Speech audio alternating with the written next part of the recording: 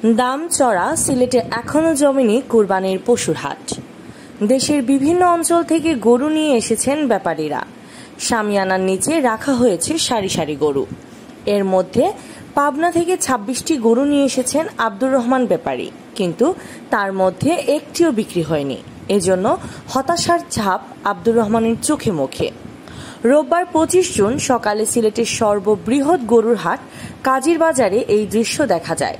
শুধু এই হাট না, সিলেটের জেলা ও মহানগরে ৪৫টি কুরবানির পশুর হাটে একই চিত্র। বিকেলের দিকে হাটে কিছুটা লোক সমাগম হলেও সকাল ও দুপুরে হাটগুলো এখনও ক্রেতাশূন্য। বিক্রেতারা জানান, প্রবাসী অধ্যুষিত সিলেটে গরু বেশি বিক্রি হয়, কিন্তু এবার বাজারের অবস্থা খুবই খারাপ।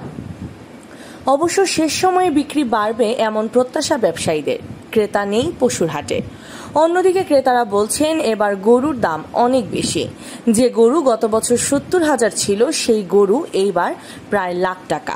কাজীর বাজার পাবনা থেকে ১৬টি গরু নিয়ে আসা আব্দুর রহমান সিলেট ভিউকে বলেন, এত দূর থেকে এসেছি, কিন্তু ক্রেতা নেই। গত বছর ৩৬টা গরু নিয়ে এসেছিলাম, শেষ পর্যন্ত দেখি কি হয়। একই হাটে আরশাদ ব্যাপারী হবিগঞ্জ থেকে গরু নিয়ে এসেছেন ২ দিন আগে। এখনো বিক্রি নেই বললেই চলে। ক্রেতা নেই দেখে লোকজন দামও কম হাঁকাচ্ছে।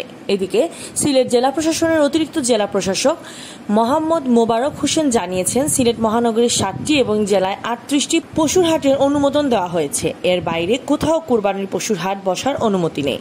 কোথাও অবৈধভাবে হাট বসলে আমরা ব্যবস্থা নিব।